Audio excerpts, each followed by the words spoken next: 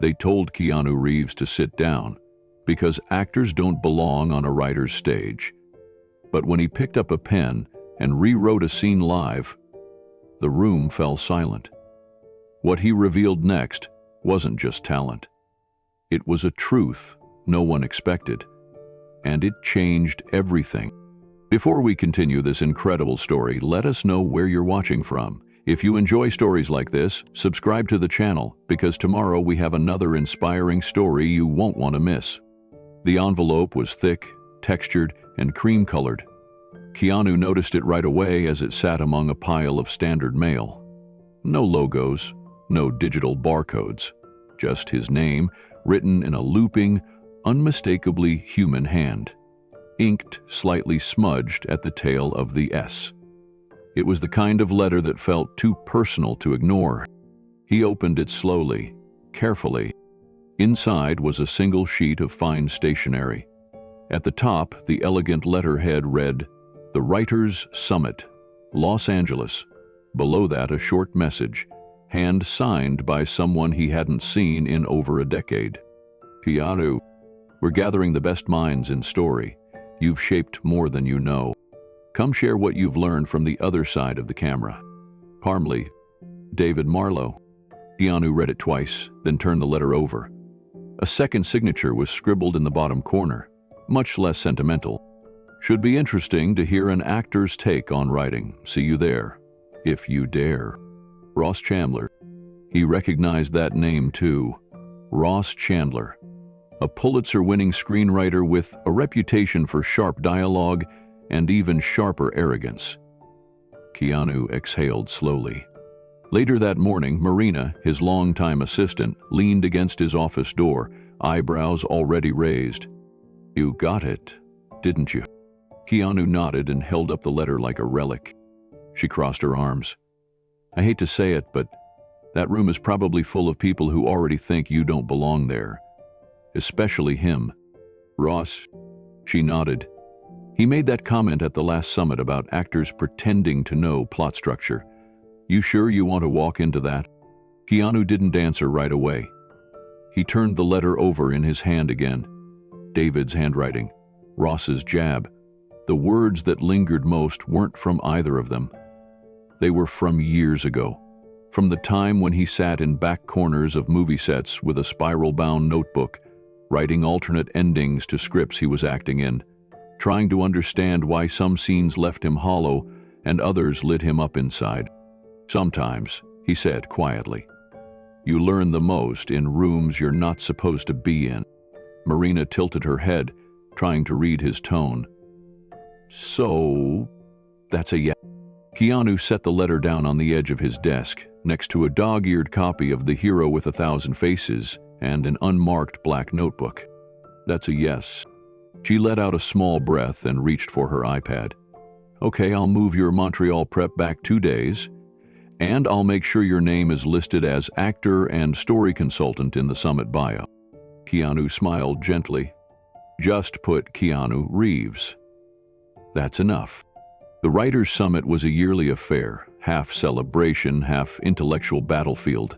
It attracted Pulitzer winners, Oscar nominees, and the kind of people who referred to their laptops as instruments. For most actors, it wasn't even on the radar. For Keanu, it had never crossed his mind. Until now. The summit venue was the old Mandeville Theater in downtown Los Angeles, a gold-trimmed palace with red velvet seats and creaky wooden floors that groaned under the weight of big egos. Marina had sent over the itinerary. Panel 3, Storytelling Across Mediums, it read. He'd be seated beside David Marlowe, Ross Chandler, and 2 others, a novelist and a television showrunner with several Emmys between them. The moderator was a woman named Nora Bloom, sharp-tongued, brilliant, known for asking questions that made guests squirm. Marina had underlined her name 3 times. She's going to probe you, probably about what gives you the right to talk about story at all, she warned, pacing around his living room. Keanu leaned back on the couch, notebook open in his lap.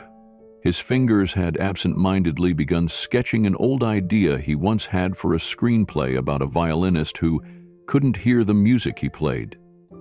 He smiled at the half-formed arc he was building. A moment of quiet grief, a street corner performance, a final scene with no dialogue. Only trembling fingers on strings. It lived in him still. "Let her ask," Keanu said. "I'm not showing up to convince anyone. Just to share what I've seen." Marina hesitated.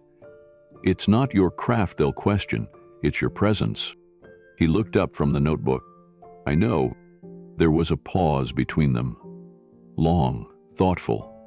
He turned the notebook closed and set it beside him. The decision was made.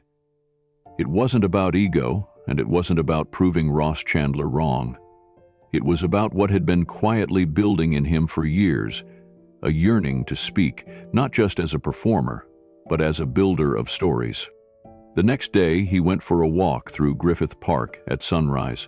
He carried nothing but a pen and a folded sheet of paper in his back pocket.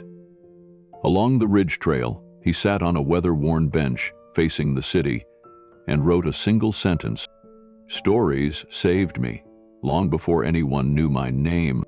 He underlined it twice, then sat still as the sky shifted to pale orange. Far below, the theater awaited. 2 days before the event, Marina returned from a production meeting with a concerned look and a coffee that had long gone cold. "Emotion came at the back door," she said, placing the lukewarm cup beside him. Keanu was seated on the floor of his office, sorting through old notebooks, searching for something he couldn't yet name. "Who?" he asked without looking up. "Ross Chandler." Keanu paused. The name wasn't unfamiliar. Ross had written 3 of the highest-grossing dramas of the past decade, each one taut, brutal, emotionally surgical. But what Ross was better known for among the Hollywood insiders was his opinion of actors who blurred the line between performance and authorship. He once told a reporter that actors shouldn't rewrite scenes, they should rehearse harder. Marina continued. "Apparently he's moderating the live critique portion." Keanu nodded, his fingers still on the pages of an old leather-bound journal. On one page, there was a sketched scene, a man alone in a snowed-in cabin trying to write a final letter to someone he once failed. No dialogue, just image after image, memory melting into snowfall. He had written it after a dream. He had never shown it to anyone. Marina crouched down beside him. "You sure you want to do this?" Keanu turned the page and spoke quietly. "If I don't show up, they'll be right." That evening, he drafted a short thank you note to David Marlowe, the director who had helped launch his career and who had quietly co-signed the summit invitation. The note was simple. "Thanks for thinking of me. I'm not bringing credits, just curiosity." He folded the paper and slipped it into an envelope. Later, Marina watched him from across the kitchen as he stood at the sink rinsing out a teacup. She noticed the stillness in his shoulders. He wasn't preparing to defend himself. He wasn't even preparing for battle. He was preparing to be misunderstood and show up anyway. "You know they're going to test you, right?" she asked. Keanu glanced back at her. There was a trace of a smile in his eyes. The same one she'd seen when he learned motorcycle mechanics, just to write a silent scene correctly. The one he wore when rehearsing for a part that had no lines, but required him to feel every beat with his eyes. "Then let's give them something to remember," he said. The car to the Writers' Summit would arrive in 48 hours. And somewhere between expectation and dismissal, Keanu Reeves was already writing his own scene. The Beverly Crest Hotel wasn't just a venue, it was a statement. Its ballroom had hosted film legends, industry titans, and political figures. But today, it belonged to writers. Not just any writers, but the screenwriters who had shaped the voice of modern cinema. The room gleamed with soft lighting, polished wood paneling, and a subtle sense of competition humming just beneath the elegance. Keanu arrived quietly through a side entrance, accompanied by Marina. She adjusted the collar of his jacket before they stepped into view. "Just remember," she whispered, "you don't owe anyone anything in there." Keanu gave a small nod. I know, but maybe I have something worth giving. As they entered the ballroom, the applause had already begun.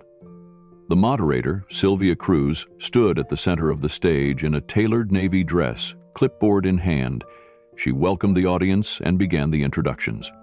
Today's panel explores the future of screenwriting, its soul, its structure, and its storytellers. We are honored to host some of the most acclaimed voices working today. Each name that followed carried weight. Sharon Lynn, whose Prison adaptation had shaken the Academy. Marcus Hale, the British playwright with a mind like a razor. David Marlowe, Keanu's old friend and a celebrated director known for his poetic scripts. And joining us as a special guest, Sylvia said with an arch of her brow, is Mr. Keanu Reeves. There was a brief pause, just long enough to mark the tone, then came polite applause. Not cold, but not warm either. The kind reserved for someone famous, but not quite of the tribe. Keanu stepped up onto the stage.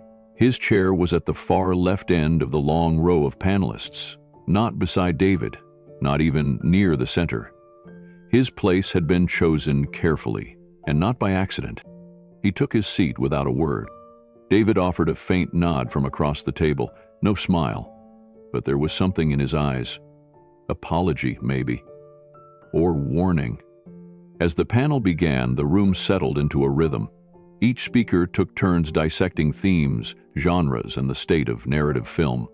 Their words were precise, sometimes cutting, always clever. These were professionals used to being heard. Keanu remained quiet, listening. Sylvia never directed a single question his way, not even a small one to break the ice. When the first break in the discussion came, Sharon Lynn leaned toward her mic. I do think the rise of social media has encouraged a kind of performative storytelling. Not everything needs a hero's arc, you know. Marcus Hale chimed in. Indeed. And certainly not every actor is meant to comment on character construction. That's a different craft. A few chuckles followed. Keanu said nothing. He simply folded his hands in his lap. He had heard this kind of laughter before, and he knew exactly what silence could do when the time was right. The second round of discussion opened with more confidence from the panelists. They had established the hierarchy now. Names had been dropped, awards subtly referenced, and lines drawn, most of them between real writers and everyone else. Keanu's presence lingered like a polite question no one wanted to answer. Sylvia flipped her page and posed a question about character complexity. In today's climate, audiences are demanding more layered protagonists. Where do you all find the emotional core of a character? Marcus Hale spoke first.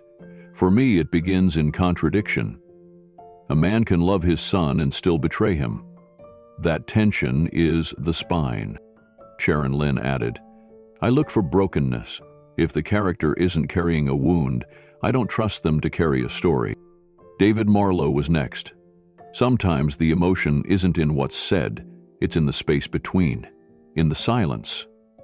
He glanced for the first time in Keanu's direction, a small gesture barely noticed by the others. Sylvia nodded and turned toward Keanu. Mr. Reeves, care to weigh in? He took a quiet breath. I think the emotional core is usually what the character won't say, or what they almost say but stop themselves from saying. There was a pause. Some in the audience leaned forward. Sharon tilted her head. Could you elaborate? Keanu met her eyes gently. Well, sometimes. In real life, the people who are feeling the most are the quietest. That's where I start, I guess. With restraint. With the weight of unsaid things. Sylvia smiled, too quickly. Interesting perspective. From the performance side of things, of course. Laughter again, polite but sharp. Keanu gave the smallest of smiles. I've been writing in journals since I was 14. Character notes, scene fragments. I guess I never knew I was allowed to call it screenwriting. The room shifted. Not dramatically, but enough. David raised an eyebrow. Sylvia quickly moved to the next topic. Let's discuss dialogue. What makes it sing? Marcus took the cue. Rhythm, that's all it is. You either hear it or you don't. Sharon smirked. Or you hire a good editor. The rest of the panel joined in with comfortable banter. The game was being played. Keanu again fell silent.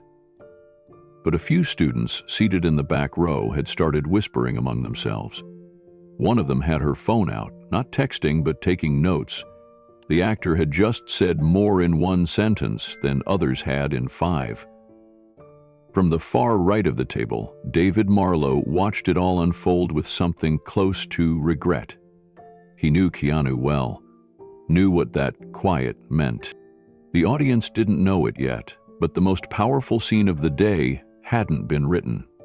It was waiting, still forming, and Keanu Reeves, whether the others liked it or not, was going to be the one to deliver it.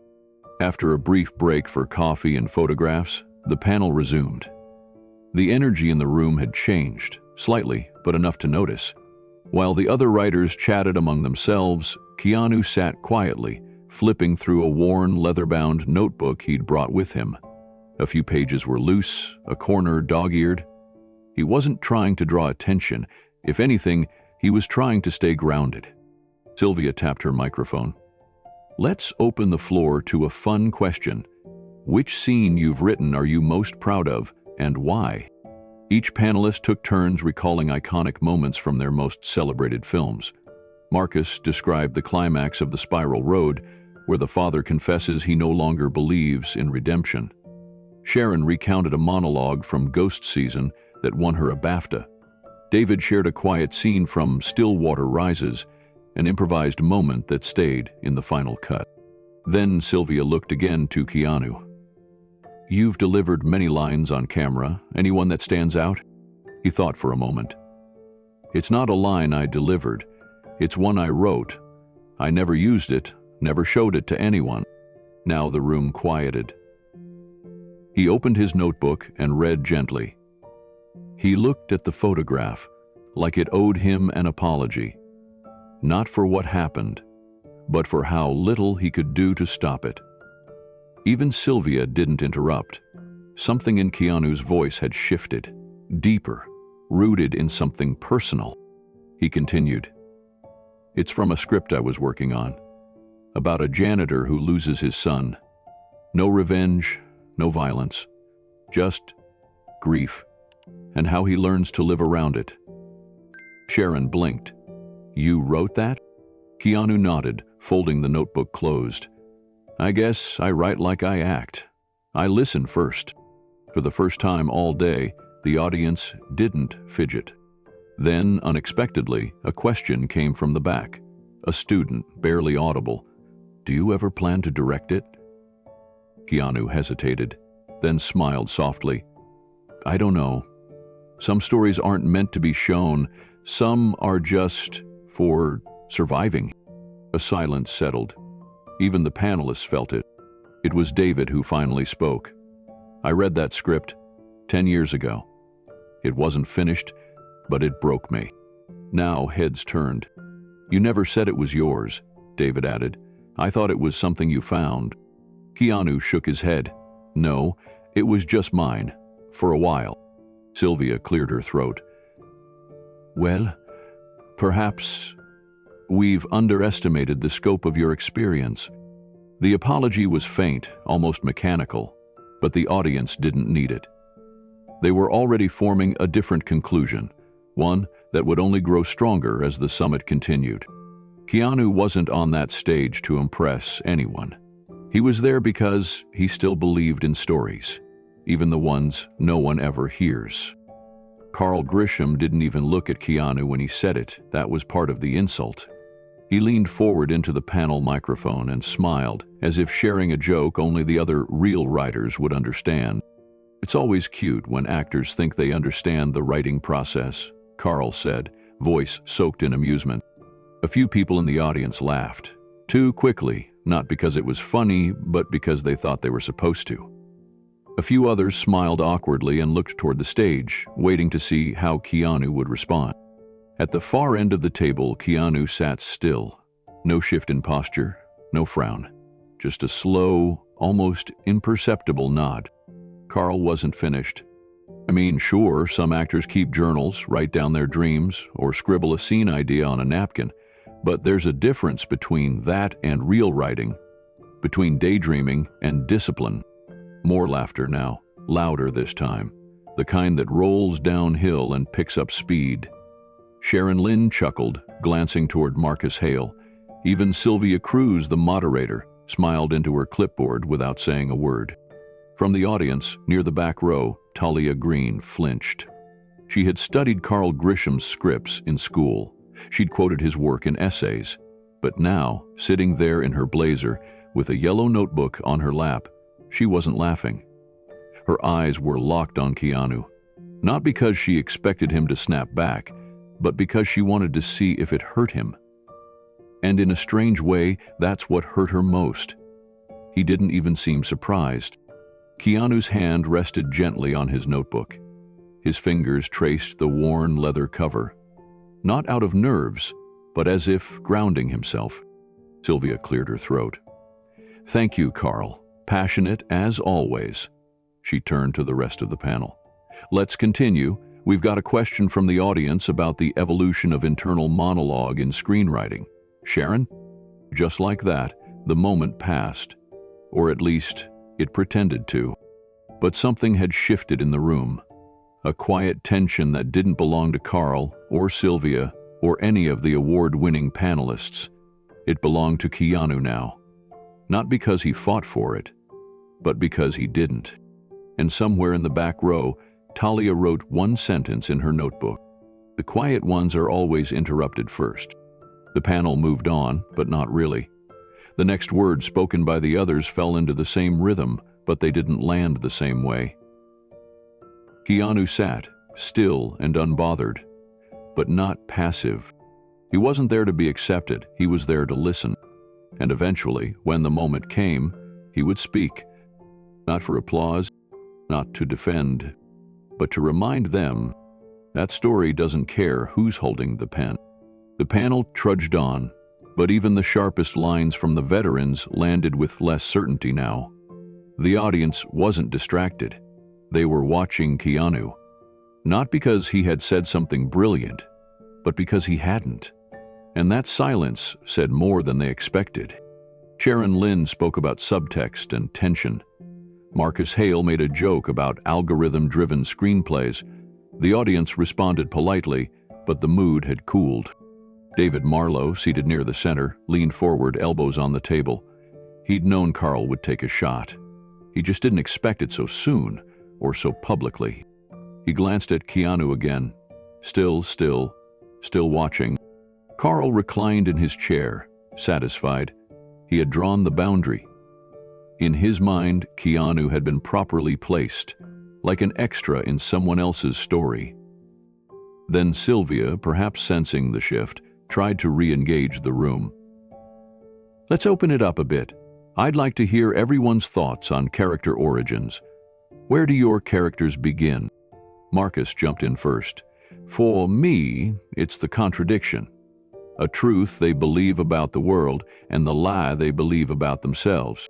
Sharon followed. "Pain. I always start with pain.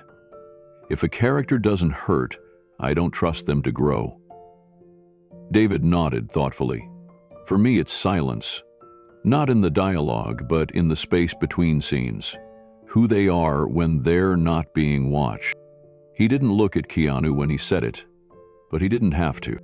Sylvia finally gestured down the line. "Keanu, would you like to weigh in?" The room shifted again. A few heads turned. Not everyone had expected him to be brought back into the conversation. Keanu leaned slightly toward the mic. "I think characters begin when they start lying to themselves," he said quietly. "That's when something gets interesting." Some in the room nodded, others hesitated. It wasn't a clever answer. It wasn't dressed in structure or theory, but it was honest. Sharon raised an eyebrow. "And do you usually start with that when you prepare for a role?" Keanu met her gaze calmly. "No. I start with the thing they won't admit. not even to themselves. Sometimes I don't even need the lines yet.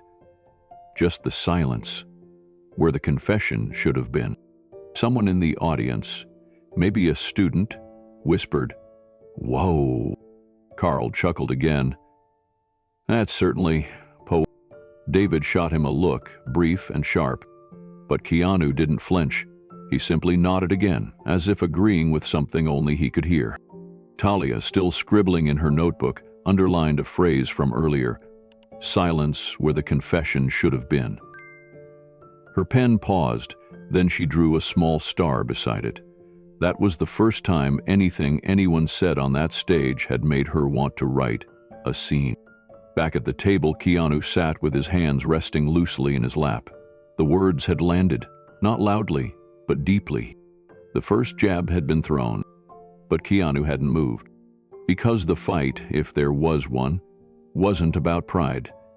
It was about story, and his was just beginning. During the next question, the moderator asked the panelists to discuss dialogue that reveals the soul. Sharon recounted a prison monologue she once wrote that won her an award.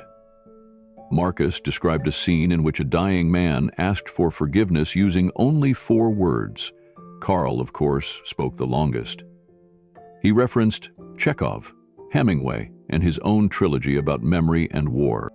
But none of it hit the way it should have. Not after what had just happened.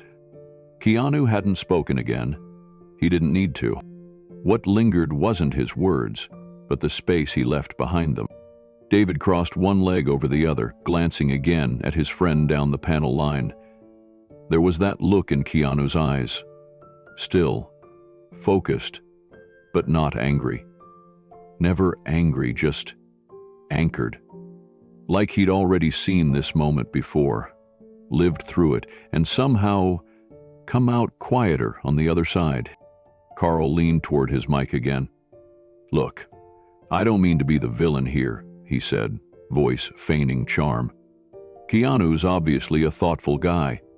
But storytelling isn't just feeling something and writing it down. It's structure, it's discipline, it's earned."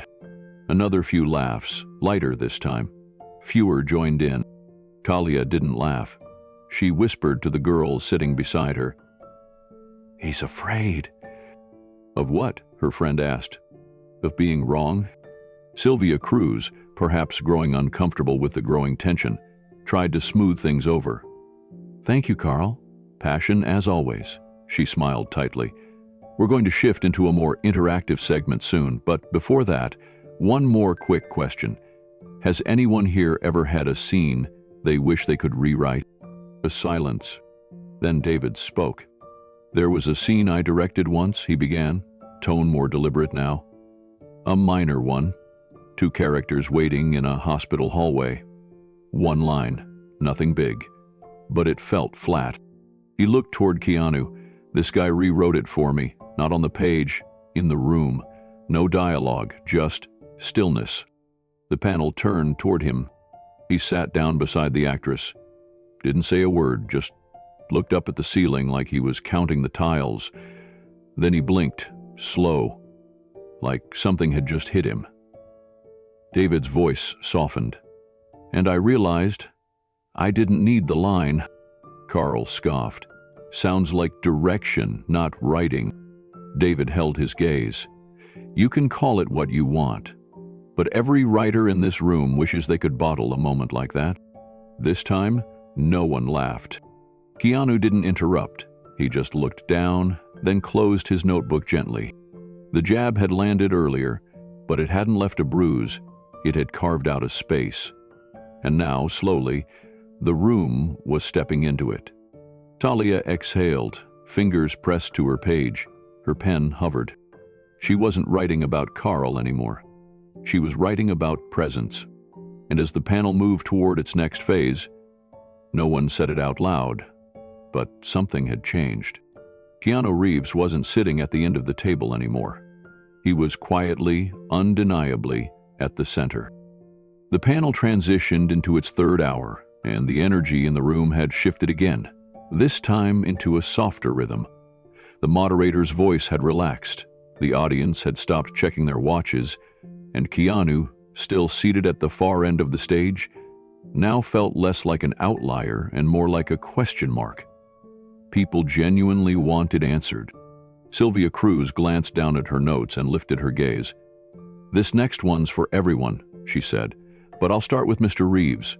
How do you connect with a character when the script doesn't hand it to you? When the blueprint is thin, what do you reach for?"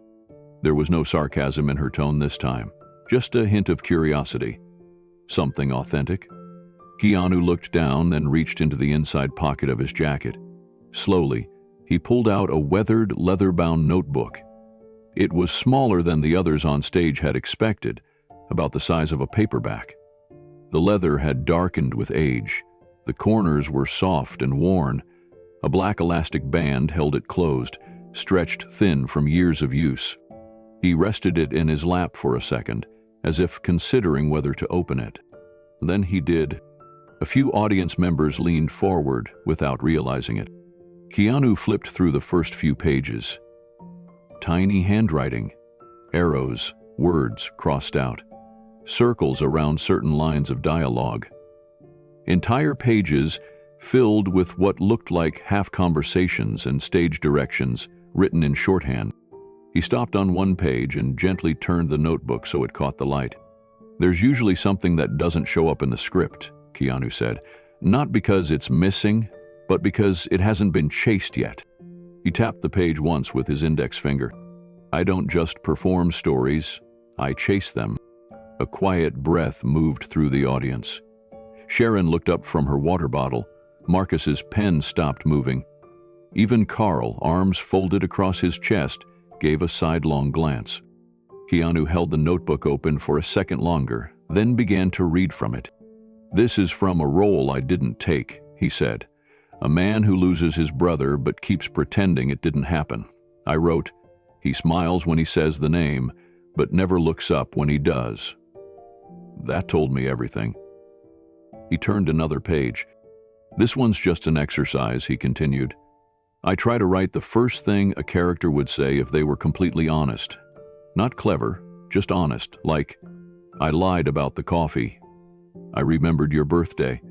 I just didn't know how to face it.'" Someone in the front row whispered, "Wow." Keanu looked up and shrugged softly. "That's where it begins for me. I don't care if the line makes it into the final cut. It's not about the dialogue. It's about whether I believe the person I'm playing actually lived before the scene started." Keanu gently flipped another page in the notebook. The handwriting here was rougher, almost like it had been jotted down in a hurry. The words ran slightly crooked, but the ink was still dark. "This one was written after a night shoot in Vancouver," he said. "We had just wrapped a scene, but something about it felt unfinished. I couldn't sleep, so I wrote, 'He doesn't trust the silence anymore. Not because it's empty, but because it remembers.'" He paused and looked around the panel. "Sometimes I don't know what that means until much later, but I write it anyway." The room was still. No interruptions, no snide remarks.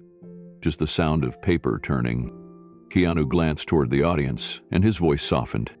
"I think we make a mistake when we assume story only happens in what's written.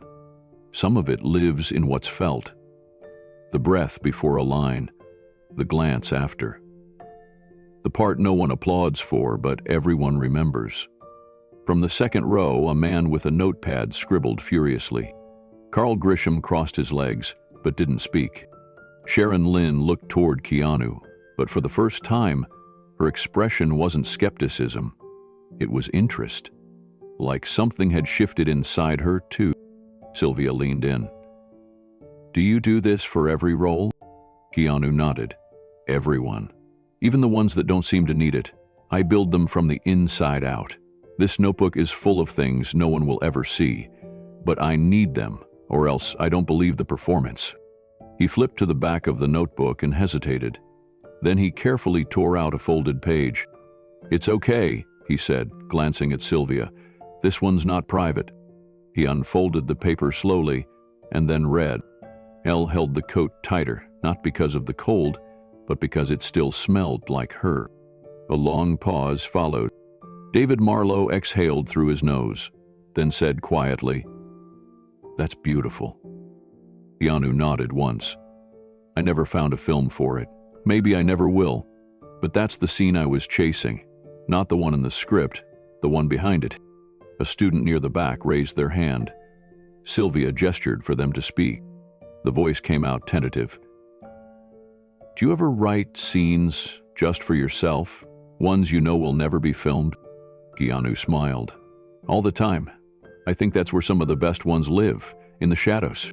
He closed the notebook and placed it carefully back into his jacket pocket. "I don't bring it out much. Not because I'm hiding anything, just because most rooms aren't quiet enough to hear what's inside it." Talia Green looked down at her own notebook. She wasn't just listening anymore.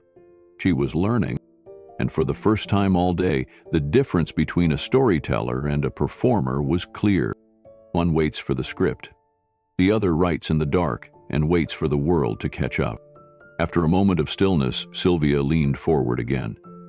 "That was unexpectedly moving," she said, her tone softer now. "Would you say writing has become part of your process, or something more personal?" Keanu thought for a beat, then replied, "It started as a way to understand characters, but over time, it became something I needed for myself. Sometimes I write scenes I'm not brave enough to live. Sometimes I put words in a character's mouth because I couldn't say them out loud in real life." That landed. Even Carl, who had spent most of the afternoon asserting what real writing looked like, didn't respond this time. David glanced down the row, expression unreadable. Keanu wasn't performing. He wasn't lecturing. He was just being open, honest, and unguarded in a room full of guarded professionals. He reached into his pocket again and pulled out a second, smaller folded note, creased and faded at the edges. "This is something I keep with me," he said. "I wrote it when I was 20. It's not a scene, just a reminder." He read it aloud. "If the story isn't making you nervous, it probably isn't honest. If it doesn't scare you to write it, it probably isn't true." He looked up. "That's how I know when I'm on to something, when I'm uncomfortable." There was a quiet hum of agreement from somewhere in the middle rows. One student lowered her phone slowly, having forgotten she'd been filming. Keanu folded the note again and tucked it away. Then, almost as an afterthought, he added, "A good story breaks something open. Not just for the audience, for the person telling it." Sylvia nodded, then turned to the others on the panel. "Anyone else keep a writing ritual like this?" Sharon spoke up, voice more thoughtful now. "I journal, not daily, but enough to map out what scares me. Sometimes, that's the beginning of a character, the part of me I'd rather not write about." Marcus Hale smiled faintly. "I write late at night. Wine helps, so does guilt. But I don't think I've ever written something like what Keanu just read." Even Carl finally said something. "We all start somewhere. Maybe it's time we stop pretending our methods are the only valid ones." No one laughed, not even Carl. Sylvia smiled slightly and looked toward Keanu. "Thank you for sharing that. It's different, having someone here who approaches the craft from such an instinctive place." Keanu shrugged. "I think we all do. We just call it different names." The moment lingered. No buzz of conversation, no shuffling of papers. Just quiet. And in that quiet, something sacred happened. Not applause, not affirmation. Recognition. The kind that doesn't need to be spoken to be understood. Keanu didn't need to prove he belonged on the panel. The notebook had already done it for him. And without knowing it, he'd just written the first unforgettable scene of the day, with nothing but his own words, and the courage to share them. The panel broke for lunch, and the ballroom slowly emptied. A buzz of low conversation followed the crowd into the adjoining hallway, where trays of fruit, pastries, and espresso machines awaited. Keanu stayed behind for a moment longer. He stood near the back of the stage, quietly folding the chair's cushion back into place, letting others go ahead. There was no rush in his movements, no need to escape. Just stillness. From the corner of the room, David Marlowe approached. He didn't speak right away, just stepped beside him, hands in his pockets, glancing toward the double doors that had just swung shut behind Carl and the others. "They might see you yet," David said quietly. "But they will." Keanu turned toward him, no smile, just eye contact. Solid, grounded. David looked down briefly, then chuckled under his breath. "Do you remember that scene we shot in Prague, the hospital hallway in Before the Flood?" Keanu nodded once. "The monologue." "Yeah, the one the studio insisted on keeping," David said. 3 pages of exposition about the war, the backstory, the brother's death. I hated it." "So did I," Keanu said gently. David laughed again, but there was warmth behind it now. "You didn't say a word about it on set. You just sat there with that damn script, nodding politely. Then, when the cameras rolled, you didn't say anything. You just looked out the window. And I remember thinking, well, we just wasted a shooting day." Keanu looked at him, waiting. "But then you blinked," David said, voice softening. "That one slow blink, like something just cracked open behind your eyes. And I swear to God the sound guy teared up. I did too. That moment said everything those 3 pages never could." Keanu looked down. "I wasn't trying to rewrite anything." "I know," David replied. "But you did." They stood in silence for a beat, then David added, "That's the kind of writing no one teaches, the kind that doesn't live in software or structure. It lives in knowing when to be quiet." Keanu looked at him, thoughtful. "Most writers," David continued, "are trained to add. You subtract. You strip the moment down until only the truth is left." Keanu took a breath. "I just listen to what the scene is already saying. Sometimes words just get in the way." David nodded. "You did the same thing today, with that notebook, with your silence. You're writing on a different frequency." Outside the ballroom, laughter echoed faintly from the hallway, but it felt far away. "You shouldn't have been at the end of that table," David said. "I didn't mind," Keanu replied. "I wasn't there to take up space, just to honor it." David smiled at that. He glanced at Keanu's jacket pocket. "That notebook," he said, "is going to outlive every screenplay in this building." Keanu gave a quiet shrug. "Maybe. Or maybe it's just for the spaces that never got written." David didn't push further. Some truths didn't need confirming. David stepped closer, his voice now lower, more personal. "You know why I invited you today?" he asked. Keanu waited. "Because I knew Carl would say something. I knew someone would. That's how these rooms work. They only recognize strength when it shouts. But I've seen the other kind." Keanu looked toward the empty chairs on stage, his face unreadable. David kept going. "Years ago, we were filming Still Water Rises. You remember the cabin scene? The night before the character leaves everything behind?" Keanu nodded faintly. "Yeah." There was a line in the script, one that the producers loved. It went, "I'd rather drown in silence than be saved by a lie." They thought it was edgy, poetic. Keanu gave a subtle half-smile. It sounded rehearsed. "Exactly. You told me, this man wouldn't say that. He'd just sit there and let the fire go out. So we cut the line, let the scene play without it."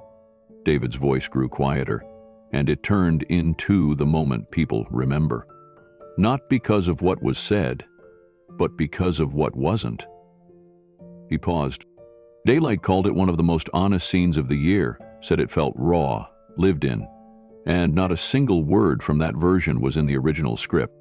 Keanu turned toward him. "It wasn't mine alone. You let it breathe."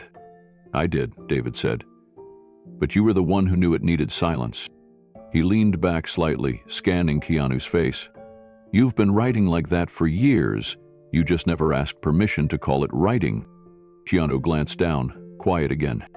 David softened. "I've worked with some of the best. Lynn, Hale, even Carl when he still had something to prove. But no one understands the heartbeat of a moment like you do. You don't write to show off. You write because you can't bear to leave something hollow." Keanu didn't respond right away. Then he said, "I think sometimes people write to be heard. I write so I can hear myself." David smiled again. "That's why it matters." A silence fell between them. Not awkward, just honest. Outside, the crowd was beginning to reassemble. Murmurs floated through the hallway. Sylvia's voice echoed faintly through the speakers, calling the panel back to order. David looked toward the ballroom doors. "You ready for the second half?" he asked. Keanu nodded, slipping his notebook back into his pocket. "I still think you're the guest," David said. "But by the end of the day, they're going to realize you were the spine." Keanu didn't respond. He didn't need to. He took one slow step toward the doors, then another. David stayed behind for a moment, watching him walk. Then, quietly, under his breath, he said it again. "I don't see you yet." He smiled. "But they will." Keanu re-entered the ballroom just as Sylvia Cruz returned to the stage, clipboard in hand. The lights had dimmed slightly, giving the room a more focused tone. The panelists were settling back into their chairs, coffee cups in hand, voices quieter now. Something in the room had shifted during the break, even if no one was willing to name it. As Keanu made his way back to his seat at the end of the table, several eyes followed him, not with amusement this time, or indifference, but with a question, a curiosity that hadn't been there earlier. Carl didn't speak. He glanced once in Keanu's direction, but his usual smirk was absent. Talia Green, back in the audience, leaned forward in her seat. Her notebook lay open on her lap, half filled with underlined phrases, small stars, and arrows connecting emotional beats. She had stopped writing quotes from the others. Now it was all him. Sylvia tapped the mic gently. "Welcome back, everyone. Let's continue." She shuffled her notes, then paused for just a breath before looking down the line.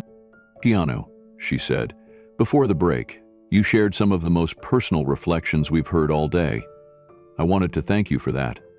It reminded a few of us what it means to write for more than just structure, for meaning." Keanu gave a small nod.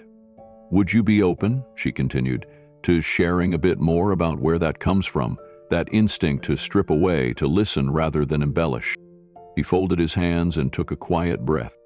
"When I was younger," he said, "I lost someone close to me, and there were things I never got to say, not because I didn't want to, but because I didn't know how. The words never came." He looked out across the room.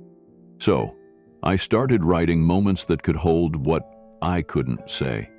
I gave it to characters, let them carry it." A few heads nodded. "I guess I learned that silence wasn't empty, it's just waiting for the right listener." David Marlowe, now seated again near the center, allowed himself the briefest smile. Carl shifted in his seat. Sharon Lynn rested her chin on her hand, her expression unreadable. Sylvia was quiet for a moment, then asked, "So, when you rewrote that scene with David, the one in the hospital hallway, was that your approach too?" Keanu thought back, then answered, "That moment was supposed to be about exposition, but it felt dishonest. So I didn't say anything. I just sat in the weight of what had already happened." He paused. "Sometimes the hardest thing to write is the truth, because it doesn't ask to be performed, it asks to be respected." A new silence fell over the room, deeper this time, not tense, not awkward, just still. It was the kind of silence that follows a moment that matters, and for the first time no one interrupted it. They let it breathe, exactly the way Keanu would have. The Q&A portion of the panel had begun. Sylvia stepped aside to let the audience speak, welcoming questions with a nod and a warm smile. A few hands shot up right away. Students, interns, a couple of young producers in training. Most of the early questions were directed at the veterans. Sharon was asked how she approaches writing a morally gray protagonist. Marcus explained his method for dialogue economy, emphasizing rhythm and subtext. Carl went on a short lecture about earning your ending, drawing polite applause. But the energy of the room was quieter now, more introspective. Then came a moment between questions, a pause. Keanu's gaze drifted across the audience, not searching, just open. That's when Talia Green stood up. She wasn't called on, she didn't wave her hand. She just walked down the side aisle, as if pulled by something she didn't fully understand. She approached the front row, hesitated, then reached up to the edge of the stage and held out a small, folded piece of paper. Her hand shook slightly. Keanu looked down and saw her. No alarm in his face, just stillness. He leaned forward and took the note gently from her hand. Talia turned and walked back to her seat, without a word. A few heads turned. Sylvia glanced toward her, surprised, but she didn't intervene. Keanu opened the note carefully, unfolding it like it might tear if rushed. His eyes scanned the words inside, and then he closed it again, slowly, deliberately. He slipped it into his jacket pocket. He didn't smile. He didn't nod. He just breathed in, and somehow that breath felt like the most grounded moment of the entire panel. The next audience member spoke into the mic, asking a question about story structure, but Keanu's attention had shifted, not in disrespect, but in quiet awe. David, a few seats over, noticed. He'd seen Keanu read hundreds of scripts, thousands of lines, but rarely did he see him look this settled. The panel continued. Sylvia moderated smoothly, weaving in questions about genre blending, breaking traditional act structures, and adapting novels to screen. But Keanu barely spoke. Not because he was ignoring the discussion, but because something in that note was still echoing inside him. Talia sat in her chair, fingers laced together, her notebook closed. She didn't know if what she wrote would matter, she didn't know if he'd even read it, but she'd needed to give it to him. She had watched the entire panel unravel, seen the smirks, the jabs, the unspoken gatekeeping. And through it all, Keanu had never once tried to win the room. He just kept showing up with honesty. So she'd written down the only thing that felt real. And now, even from a distance, she could feel that he had read every word. Keanu sat with the folded note tucked firmly into his jacket pocket. He hadn't said a word since reading it. But something about him had changed. It wasn't visible in his expression. It was subtler than that. His shoulders were just a little more relaxed. His silence had taken on a different weight. Not guarded, but grateful. The next audience question came from a man with a film school badge hanging around his neck. For the panel, what do you do when you feel like your work won't be taken seriously, especially when you're not seen as part of the real writing world yet? The panelists responded one by one. Sharon said, "You keep writing anyway. No one hands you credibility. You earn it by being relentless." Marcus added, "Find your people. If the room doesn't open for you, build your own room." Carl offered something more jaded. "Honestly, most people won't take you seriously until you sell something. That's the system." There were murmurs in the room, some nods of agreement, a few stiff expressions. Then Sylvia turned her head. "Keanu?" He looked up slowly. The note was still burning in his mind. "I don't think being taken seriously is the goal," he said. The room quieted again. "I think the goal is to be true. If you're honest on the page, someone will feel it. Maybe not today, maybe not in this room, but somewhere." He paused. His hand lightly tapped his chest where the note sat. "I just read something from someone in this audience," he said, "and it was one of the truest things I've read in a long time." Talia froze. Keanu didn't say her name. He didn't need to. He said, he continued, "I've been told actors shouldn't write, but I think you see story in a way no one else does. Thank you." Gasps fluttered through the room. Sylvia blinked. David closed his eyes for half a second, then opened them with a small smile. Keanu's voice lowered. "I needed that, more than I realized." He looked out at the sea of faces, students, veterans, critics, creators. It's easy to get distracted by who's allowed to speak, who's allowed to write. But the truth doesn't care what title you have. It just asks that you carry it carefully. The room was still again, the kind of still that makes memory, that locks a moment in the bones of everyone present. Talia looked down. Her eyes blurred. She hadn't expected him to read it. She definitely hadn't expected him to say it aloud. But in that one moment, she felt seen, not as a student, not as a fan, but as a writer. And in the quiet that followed, something changed. Not loudly, not dramatically, but something had cracked open. The walls were still standing, but now there was a door. And Keanu had just handed someone the key. Sylvia let the silence linger for just a second longer before clearing her throat. "Well, I think we all needed that," she said softly. Then she gestured to the next raised hand in the audience, but even her voice had changed, gentler, more aware. The questions continued, but the tone of the panel had shifted. Even the sharpest writers were no longer speaking to impress, they were speaking to connect.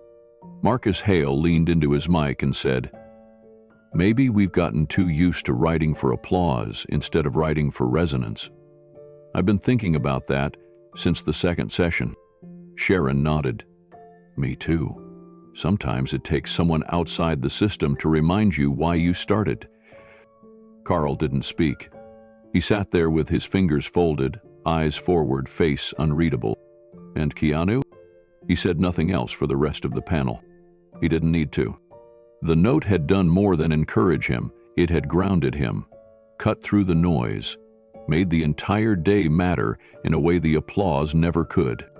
Talia sat perfectly still in her seat, her eyes never leaving the stage. The moment he read her words aloud, her breath had caught. Now, she let it settle. It was a simple note. No elaborate metaphor, no flashy language, just belief. And for someone like Keanu, who had sat for hours among industry giants being quietly minimized, quietly underestimated, that belief had done something few moments ever did. It anchored him. It reminded him why he came. And it reminded everyone watching that stories aren't built in status. They're built in sincerity. When the final round of questions ended, Sylvia stood to close the session. She thanked each panelist individually, naming their achievements, their latest projects, their accolades. When she got to Keanu, she paused. "And to Mr. Keanu Reeves," she said, "thank you for sharing more than just your presence with us today. Thank you for sharing your process and your truth." The applause this time wasn't polite. It started slowly, but it grew, not from excitement, from respect. Keanu gave a small nod, then stood as the audience rose. The panel was over. People began filing out, murmuring to one another, some wiping at their eyes, not from any particular speech, but from something harder to describe. A feeling that something meaningful had just occurred. Talia remained in her seat, notebook still closed. She didn't move until most of the crowd had emptied the ballroom. Then, as she finally rose to leave, she looked back one last time toward the stage. Keanu was gone, but the note was still with him. And she knew, without needing proof, that it would stay with him. Because sometimes, the smallest thing you offer someone becomes the very thing they carry when the world tries to shake them. And on that day, in a room where he was expected to sit quietly and smile, she had given him something better than approval. She had reminded him that he was already part of the story. The room was winding down. The moderator had just thanked the panelists again, and some audience members had begun collecting their bags and jackets. There was a low murmur of post-panel conversation, the kind that usually signals the end of a long afternoon. But Carl Grisham wasn't done. He leaned forward into his microphone with a casualness that was anything but casual. "Before we wrap," he said, glancing down the row of panelists, "I have a question for Mr. Reeves." The room quieted. Carl's tone was friendly, too friendly. "I think we've all been moved today," he began, "and I mean that sincerely. But storytelling isn't just feeling something, it's structure, choice, payoff. And since you've shared so much about your process, I wonder if you'd be open to a little exercise." David's eyes narrowed slightly. Keanu remained still. Carl smiled. "You know Echoes of Silence, right? That film we all reference when talking about fractured narrative structure?" A few heads nodded in the audience.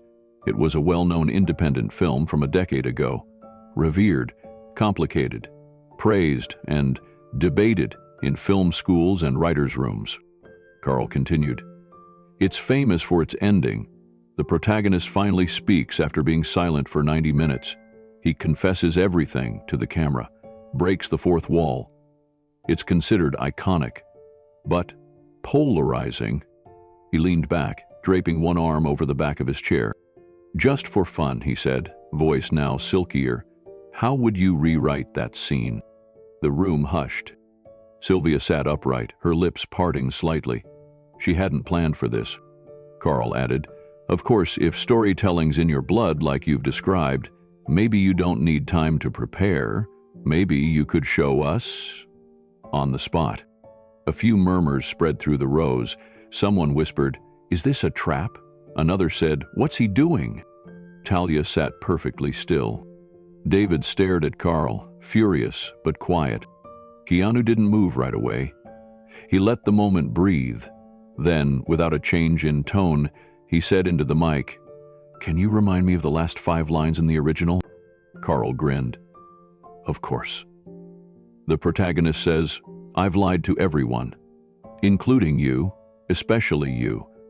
But I'm done pretending. This is who I am." Then he looks directly into the camera. Keanu nodded. Then, after a beat, he said softly, "Could I ask for silence?" Everyone stopped. Even the buzz of shuffling backpacks and whispered remarks fell away. Keanu closed his eyes. He placed both hands flat on the table in front of him. Not in performance, in presence. He didn't ask for music or a prompt or a screen. Just a moment. A long, steady silence filled the ballroom.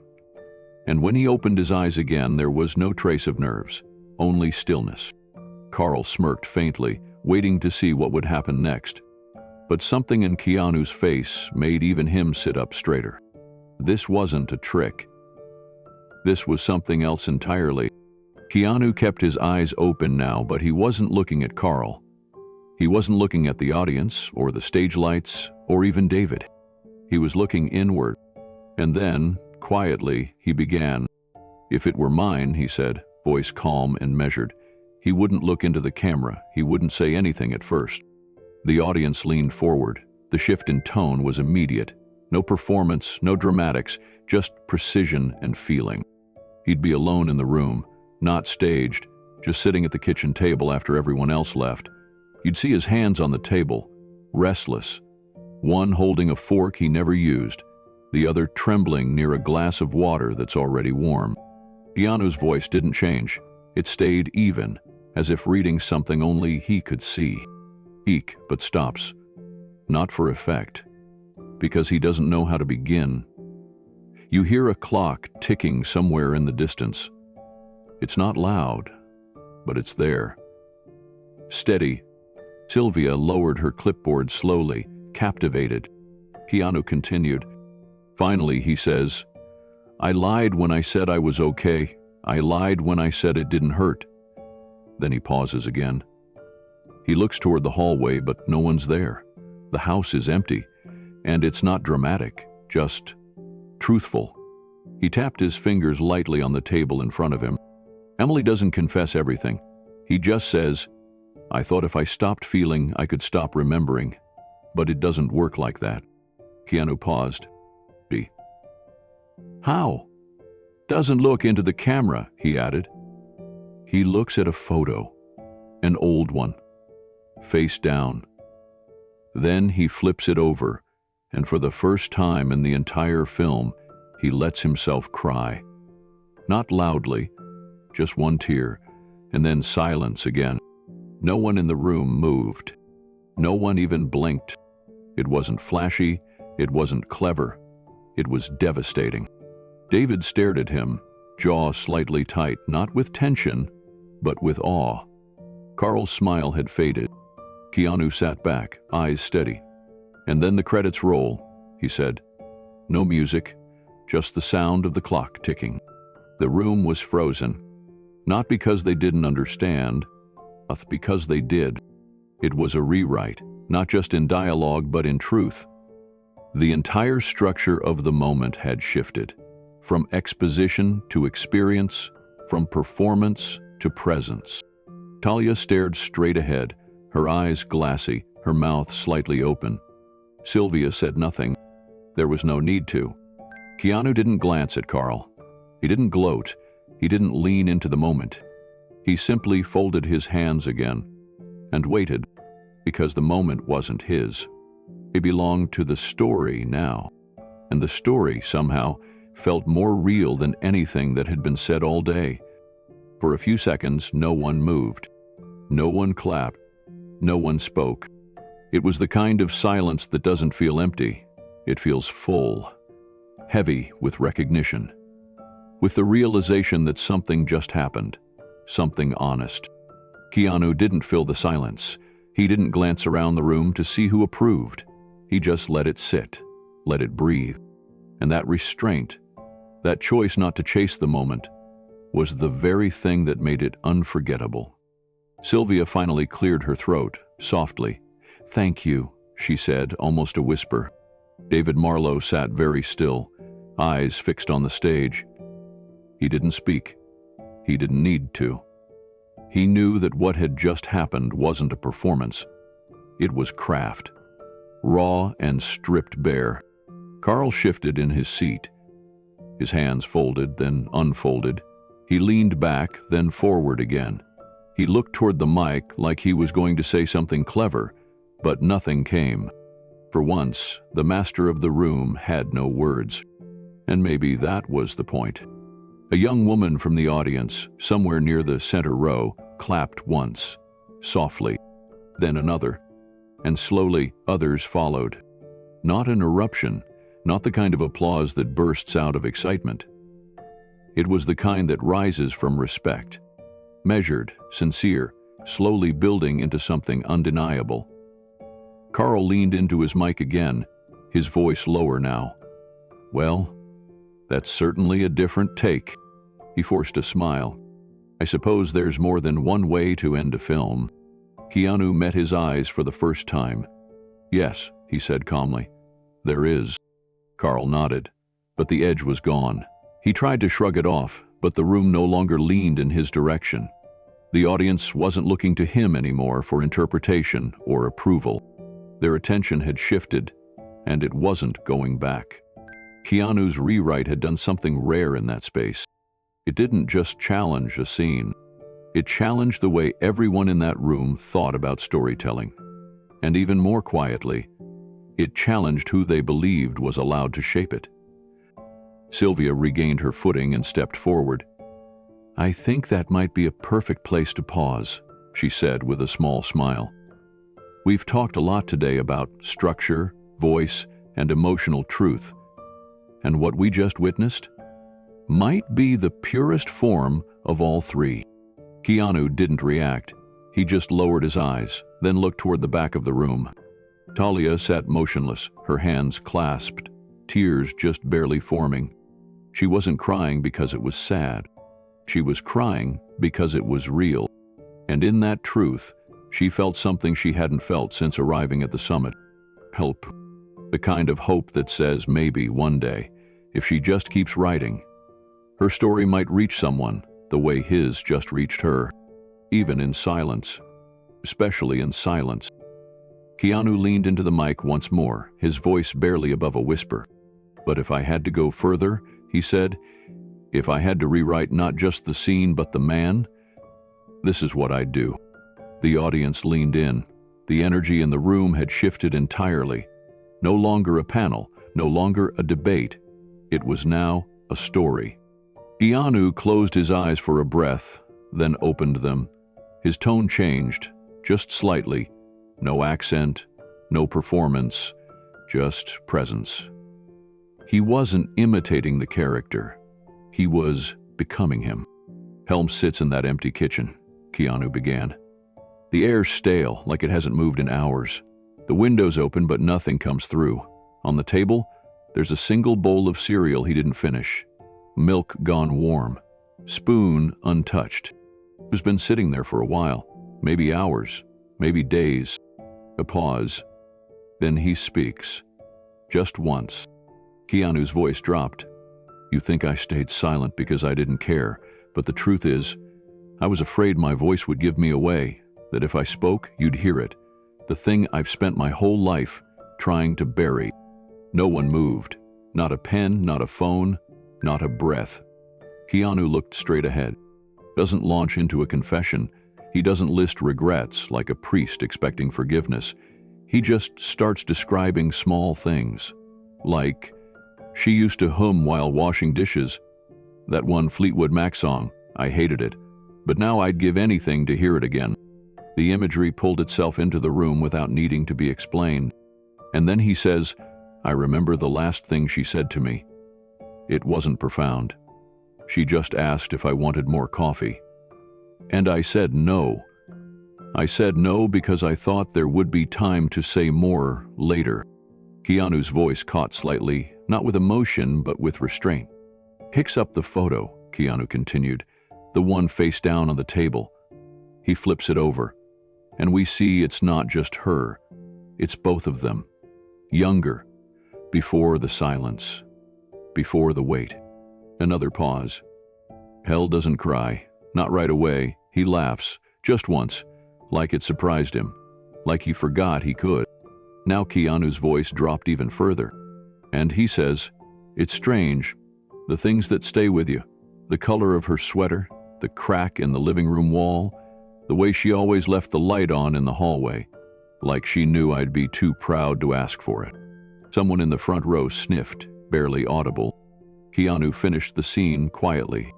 He doesn't ask for forgiveness, doesn't say sorry, just places the photo back on the table and whispers, if you're out there, if any part of you is still listening, I never stopped. Silence wrapped around the room like a blanket, and this time, no one dared interrupt it.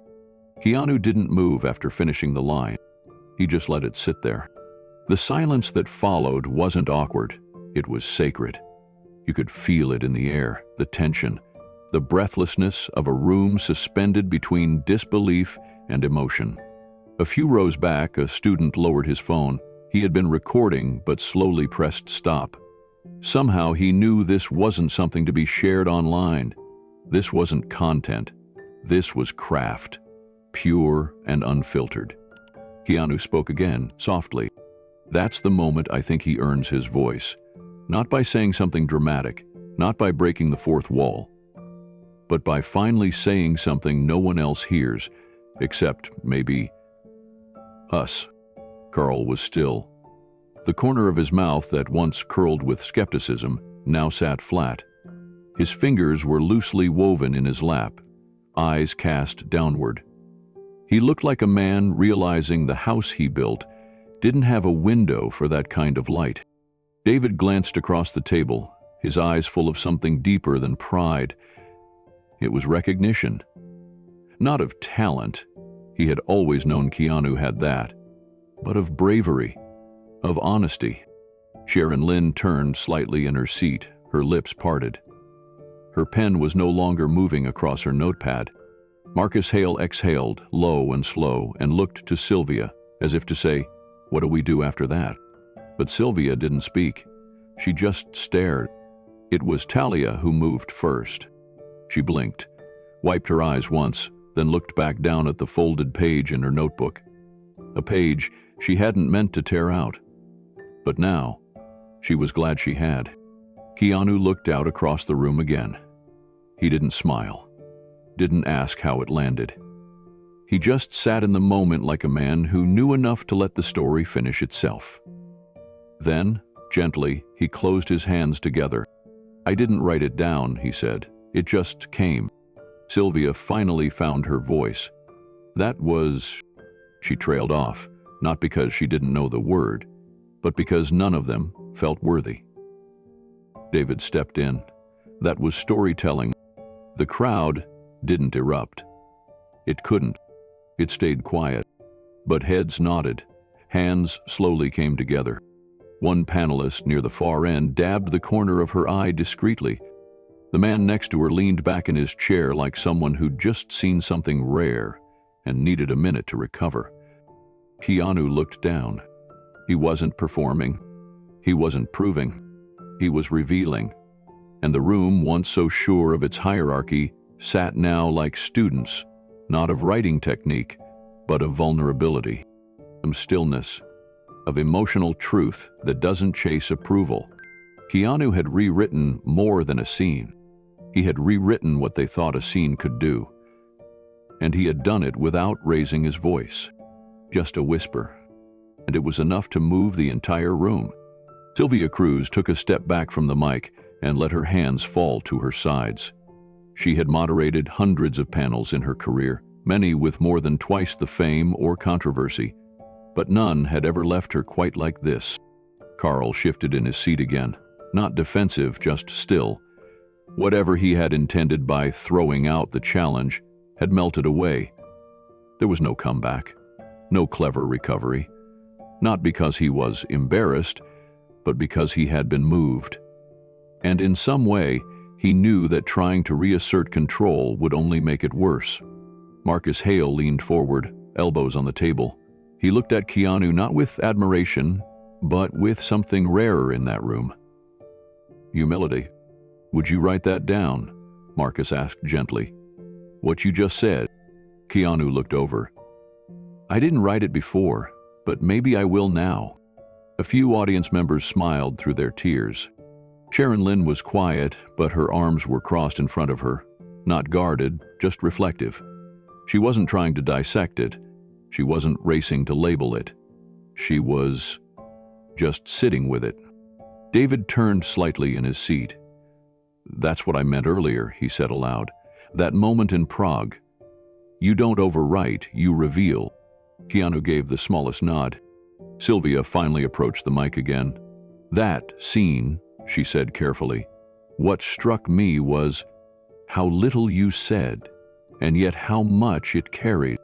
Keanu replied, "I think people carry more silence than we realize. Sometimes the most honest scenes come from letting that silence speak first." Talia looked up from her notebook. She didn't write that line down. She knew she'd remember it.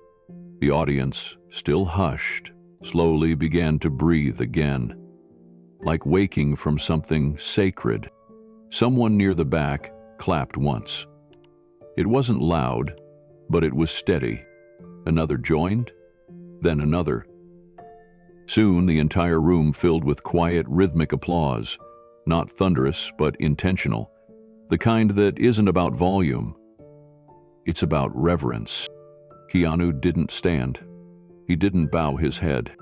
He just placed his hands flat on the table and took in the moment the same way he'd given it. Fully. David glanced at Carl, whose eyes were now fixed on the center of the table. For once, the critic had no critique. And that was a kind of compliment, too. When the clapping faded, no one jumped to fill the space with commentary or closing thoughts. Instead, the silence returned. But it wasn't empty. It was filled with something unspoken. Respect. Real, earned respect. Keanu had been asked to prove he belonged. He didn't argue. He didn't push. He just told the story he needed to tell. And in doing so, he'd done more than rewrite a scene. He had rewritten his place in that room. Not through power, but through presence. And now, no one would forget it. It began slowly. One person rose to their feet. A young man near the middle of the room, no older than 22, with wide eyes and a notebook still clutched in his hand. He didn't look around first. He just stood. Then another. A woman from the back row. Then two more. It wasn't rushed. It wasn't choreographed. It was organic, like a ripple moving outward from the quiet center Keanu had created. The applause began as a gentle rhythm, a soft patter of appreciation. Then it built, not wild, not chaotic, but steady, unstoppable. People were standing, dozens of them, some with hands clasped in front of their mouths, some with eyes closed, many blinking back tears. Even the riders, those whose names had been spoken with reverence just hours earlier, stood. Marcus Hale rose, clapping slowly, eyes locked on Keanu with a look that said more than words ever could. Sharon Lynn followed, her hands moving together, quietly, but with real weight. David Marlowe remained seated for a moment longer. His hand slowly moved to his chest, fingers spread lightly over his heart. His throat tightened, and he smiled through it, shaking his head just a little, like someone who had always known, but still wasn't prepared for how much it would matter. Talia stood last, not because she was slow, but because she couldn't move. Her shoulders trembled, her hands gripped the edges of her notebook, knuckles pale, and when she finally rose, it was like she had grown taller somehow, not in stature, but in certainty. Her face streaked with tears, but her eyes were bright. She clapped with everything she had, because it wasn't just a moment for Keanu. It was a moment for anyone who had ever been told to sit quietly, to stay in their lane, to wait their turn. And now, here stood a room that had once barely acknowledged Keanu's presence, now moved by something that transcended panels, formats, credentials, and categories. Sylvia stood behind the podium, visibly stunned. She glanced around at the audience, trying to compose herself. She had seen ovations before, but not like this. Not the kind that didn't demand a reply. Not the kind that didn't rise out of excitement, but reverence. Still, Keanu didn't stand. He remained in his chair, hands resting lightly on the table, gaze soft. Not deflecting the attention. Not soaking in it either. Just present, like someone who had nothing left to prove, and never wanted to prove anything in the first place. David finally stood, offering only a small nod in Keanu's direction. A nod that said, "You did what none of us could." The applause continued and continued. No one rushed to end it. No one checked their watch. For a full minute, the only sound in the room was the rhythm of human hands coming together, again and again, not just for the rewrite, but for the courage. Keanu's courage. The courage to tell the truth when it would have been easier to just smile and say nothing. Eventually, the clapping began to fade, not because anyone lost interest, but because there was nothing left to add. The message had landed. The silence that followed wasn't awkward. It was full. The kind of silence that lingers after something sacred has happened. Sylvia Cruz stepped forward to the podium again. She placed her hand gently on the edge of the mic and waited for the last few echoes of applause to quiet down. Her face was softer now. Not the confident host guiding the afternoon, but a human being moved by something she hadn't expected.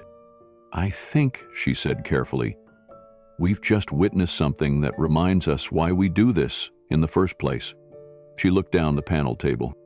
Not to impress, not to win, but to remember that stories, at their best, don't raise their voices, they raise our hearts.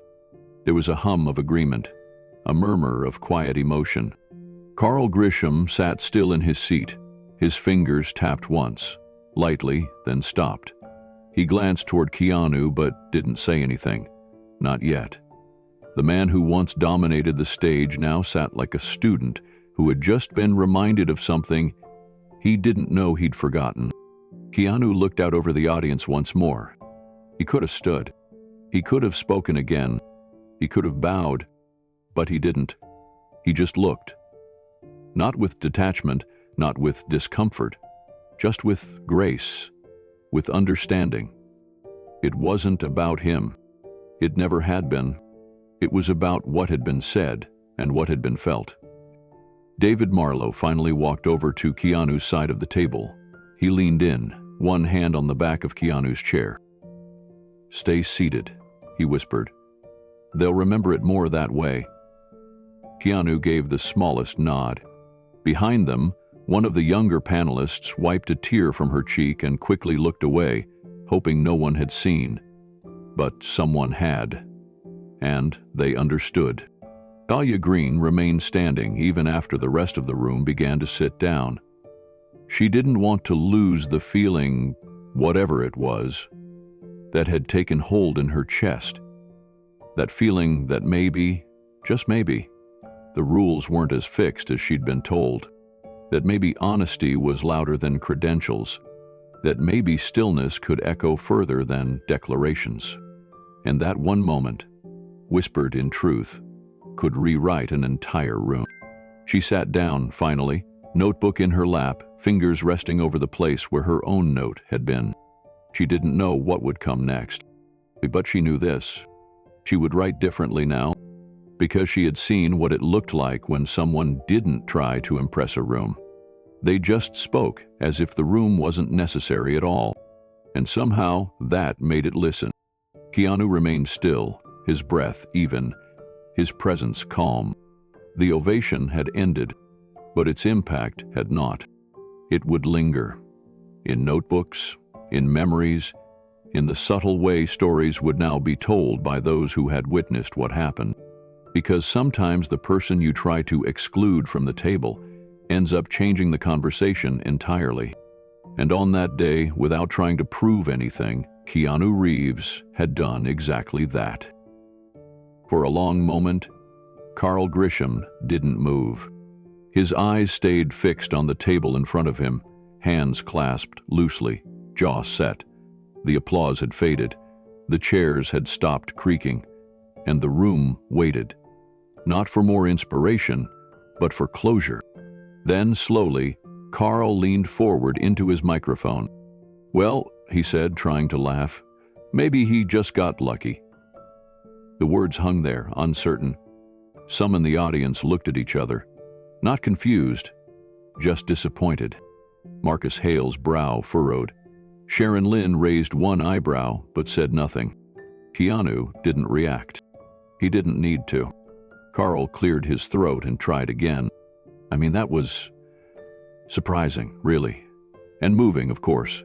But you know, sometimes emotion carries a moment further than it probably should. Sylvia looked down at her notes, lips pressed into a line. David turned to Carl, his expression quiet but resolute. "No," he said simply. "That wasn't luck.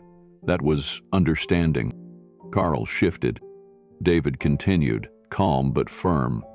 "He understood the soul of the scene better than we did. That's not emotion clouding the room, that's clarity cutting through it." A low murmur of agreement moved through the audience. Carl leaned back in his seat. His fingers tapped once on the table, then stopped. There was nothing more to say. Sharon finally spoke up. "Carl, I respect you. We all do. But sometimes, someone tells the truth in a way that makes you realize you've only ever been close to it." Carl didn't respond. He did not. He didn't argue. He just stared at the empty space in front of him. The silence following his comment didn't turn into outrage. It turned into realization. Realization that his authority, once automatic, now required proof. The room had recalibrated. Carl was still seated at the panel, still wearing his tailored jacket and confident posture, but the energy had shifted. And it wasn't his anymore. The power didn't belong to him or to the accolades listed on the panel flyer. It belonged to the person who had shown up without armor, without agenda, and said something so real it couldn't be ignored. Dahlia Green felt it. She saw it. The difference was clear now. The gatekeeper had been asked a question, and the answer came from the guest, but no one was calling him a guest anymore. Keanu sat, still as ever, not triumphantly, but gently, as if he hadn't won anything, but had simply shown something that had always been there. The others could feel it too. That invisible transfer, not dramatic, not aggressive, but permanent. Sylvia nodded slowly and turned her mic back on. "I think that's a good moment to transition," she said. "Unless there's anything more to add?" No one answered. Not because there wasn't more to say, but because they all knew that anything else would only echo something that had already been said better. And sometimes it's wiser to sit with that than to try and top it. Carl remained in his seat, now visibly smaller in his silence. The quiet didn't pity him. It simply passed him by. He had once owned the room with wit and certainty, but now both had been outlived by a moment he hadn't seen coming and couldn't control. Sylvia straightened her papers, slowly regaining her composure as the panel prepared to move forward. She gave Carl one last look, not accusatory, just conclusive. Then she turned her attention down the table. "Mr. Reeves," she said, her voice even, "thank you for your presence today, and for your honesty." Keanu nodded politely. He didn't shift in his chair, didn't speak again. It was over now. The point had been made, and not by confrontation, not by force, by truth. Talia watched it all unfold from the fourth row. She'd expected more pushback, a counter-argument, something theatrical from Carl. But what she saw instead was more powerful. Carl had nothing left to say, because the story had already said it all. The rest of the panelists understood it too. Marcus Hale leaned back in his chair, thoughtful. "Funny," he said aloud, not to anyone in particular. "I always thought rewriting was about refining structure. Now I think it's more about revealing what you were too afraid to write the first time." That line struck something in Sharon, who nodded slowly. "There's always a second version of the story, the one you weren't ready to tell." Keanu just told his. Sylvia looked over the audience and seemed to measure the moment before closing the session. "I think we're done here," she said, a little quieter than before. "Not because there's nothing more to say, but because the most important thing has already been said." People began to gather their belongings, slowly, not like the usual end of a panel, where chairs scrape and doors swing open. This exit felt ceremonial. Keanu stood last, only after everyone else had moved. Carl remained seated for a moment longer before rising. He reached for his coffee, then thought better of it. Instead, he walked behind the panel table toward the backstage exit. As he passed Keanu, he slowed. There was no handshake, no apology, but there was a glance, and in that glance something cracked. Carl didn't offer praise, but his eyes said what his mouth could not. "I saw it." The employee, "I felt it. You changed something today." Then he walked on. Keanu didn't watch him go. He turned instead to David, who was waiting near the edge of the stage. The two men exchanged no words, just a look, the kind old friends give when something deeper than success has been shared. Create a quiet win, not for ego. Her story. The room emptied. The chairs remained. The air still carried the weight of something real.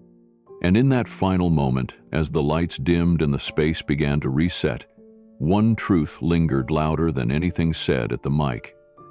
The room no longer belonged to Carl Grisham. And Keanu hadn't taken it. He had simply earned it, without asking. The ballroom had mostly cleared. The chairs were half-folded, the lights dimmed to a warmer hue, and the quiet hum of conversations floated softly through the lobby beyond the doors. Yet, a small group still lingered in the front rows, their eyes fixed on one person. Keanu Reeves. A young woman from a university paper stepped forward, notebook in hand. She looked hesitant but hopeful. "Can I ask you one question?" she said. Keanu gave her a small nod. "How do you do it?" she asked. "That scene, that rewrite, the way you disappear into the emotion without making it about you. How do you make something that quiet feel so loud?" He took a moment before answering. "I sit with silence," he said. "That's where it starts." The young woman waited, eyes wide. "I don't chase the character," Keanu continued. "I sit still and I wait. I wait until they speak. Sometimes it takes hours, sometimes days, but I don't force it." The room grew still again, not because anyone asked for silence, but because they didn't want to miss what came next. Keanu looked down at his hands, then back at the group around him. "There was a time in my life," he said, "when everything felt too loud, the grief, the confusion. I had just lost someone. I couldn't talk about it. I didn't want to. But the feelings were still there, and they had to go somewhere." He paused. "So I started writing." He said it simply, without weight, but the moment carried its own gravity. "I wasn't trying to create anything beautiful. I was just trying to breathe, trying to let the pain have a shape. And the only place it felt safe to live was inside a story." A few heads nodded slowly. He went on, "I wrote about a man who couldn't look at mirrors anymore. Every time he did, he saw the moment he didn't say goodbye. Not literally. Just the way he had shut the door, the things he left unsaid. I wasn't that man, but I understood him." His voice stayed level, but there was a pause in his breathing, just enough to tell you this wasn't a rehearsed answer. "I didn't show it to anyone, not for years, because it wasn't for them, it was for me. It was how I survived." The young woman swallowed hard. Keanu's gaze softened. "People think acting is pretending. But the best acting, the kind that moves people, isn't about pretending anything.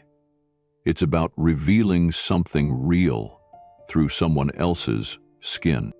Young man in the back asked quietly, "But how do you know when it's working?" Keanu smiled faintly. "When I stop hearing my own voice," he said, "and I start hearing theirs." He looked around. "It's not performance," he added. "It's listening." The circle around Keanu grew a little tighter, but no one stepped too close. It felt like everyone was standing around a fire that didn't burn, but still gave off warmth. Another student, this one older, raised his hand. "Do you think silence is where all stories begin?" Keanu nodded slowly. "I think silence is where all stories wait." He looked down for a moment, then back up. "When I was younger, I used to think I had to say something profound to be a writer, that I had to craft something brilliant. But now I know it's more about hearing what the world is already saying, especially the parts no one's listening to." Someone whispered, "That's beautiful." Keanu shook his head gently. "It's not meant to be. It's just true."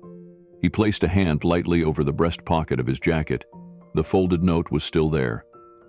Talia's words. "That's why I carry this notebook," he said. "It's not filled with finished scenes. Most of it doesn't make sense, but it's full of moments, echoes, fragments of feeling I haven't fully understood yet." He glanced around. "I think that's what writing really is. It's collecting what we don't yet understand and giving it a place to breathe." The group stayed silent. He went on, "I've written in grief. I've written in joy. But the scenes that stay with me, the ones I never show anyone, those came when I was still and hurting and trying to make sense of the space someone left behind." Talia stepped forward, unsure if she should speak. Then quietly she did. "What happened when you finished those scenes?" Keanu looked at her, really looked. "I stopped needing to finish them. I realized it wasn't about completion. It was about being honest with the feeling." She nodded, her eyes shining again. He smiled gently. "Sometimes, when you're lost, a character says something that finds you. That's the gift, not the draft, not the applause, just the moment where the line you wrote heals something you didn't know was broken." The students around him stood quietly, holding their notebooks like something sacred. He added, "Stillness isn't just about quiet. It's about attention. It's about reverence. It's about giving a story room to whisper instead of begging it to shout." A final question came from a voice near the door. "Do you think that's why today happened the way it did?" Keanu turned toward the voice. "I think today happened because people are tired of being shouted at, tired of being told what a story should be, and I think we're all looking for something real, something whispered, something still." No one spoke after that. The moment didn't need commentary. It just needed to land. Keanu gave them a small nod of thanks. Then he stepped back, folded his notebook shut, and placed it back inside his jacket. The power of stillness wasn't in his words. It was in the space he left behind them. The last few attendees who had remained after the official panel had started to drift out. A few stayed behind, lingering by the edge of the stage, hoping for a moment, a signature, a handshake. Keanu was still there, standing near the panel table with David not far off. The energy was quieter now, but no less powerful. It felt like something still needed to happen. And then it did. Talia Green stepped forward. She didn't push. She didn't raise her hand like she had in class. She just walked to the center of the floor between the stage and the seats and spoke clearly so that her voice echoed enough to be heard, but not loud enough to break the spell. "Mr. Reeves," she asked, "have you ever felt like your voice didn't belong in the room?" There was a pause. No one moved. No one interrupted. Keanu turned to face her fully. The question wasn't a challenge. It was a mirror, and it reflected back everything the entire day had been leading toward. Keanu took a breath. Not rushed, not dramatic, just enough to gather the weight of the moment. "Yes," he said, "every day." The silence that followed was complete. He didn't need to elaborate, but he did. "Every time I walk into a room like this, I wonder if the story I carry is going to be dismissed before it's even heard. Because I didn't come from an MFA program. Because I didn't win a writing award. Because people know me as the guy who plays the quiet one." He glanced around. "But what I've learned is that your voice doesn't have to be loud to be necessary. And it doesn't need to be validated to be real." Talia blinked, fighting the sting in her eyes. Keanu continued, "I've sat in rooms where I didn't speak because I thought I hadn't earned the right, but over time I realized something. Silence isn't the absence of belonging. Sometimes it's the way you build the courage to speak." One of the remaining staff members stopped stacking chairs and just listened. Keanu looked back at Talia. "I've been told my voice didn't belong more times than I can count, not with cruelty, just with dismissal, just enough to make me wonder if I should sit down and let someone else talk." He took another breath. "But that doesn't mean I stopped speaking." His words landed like weight placed gently on the floor, unmistakable and real. The room didn't react right away. It sat with it. Because everyone who had ever doubted themselves, everyone who had ever felt like an imposter in a room full of voices, sharper, louder, or more celebrated, understood exactly what he meant.